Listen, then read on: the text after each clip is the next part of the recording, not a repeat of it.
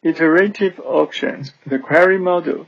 The last section presented ways of encoding valuations in bidding languages as to enable the bidders to directly send their valuation to the auctioneer. In this section, we consider indirect ways of sending information about the valuation. Iterative auctions. In case the auction protocol repeatedly interacts with the different bidders, aiming to adaptively elicit enough information about the bidder's preferences as to be able to find a good, optimal, or close to optimal allocation.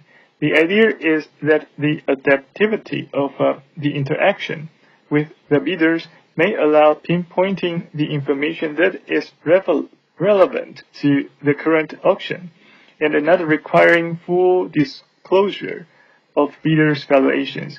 This may not only reduce the amount of information transferred and all associated complexities, but also preserve some privacy about the valuations, only disclosing the information that is really required.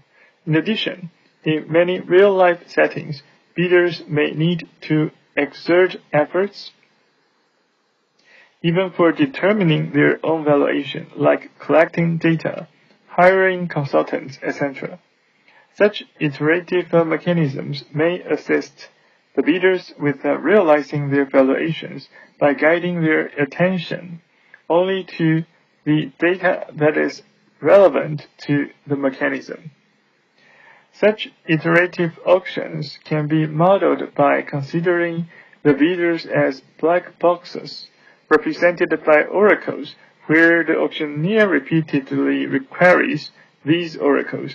In such models, we should specify the types of queries that are allowed by the auctioneer.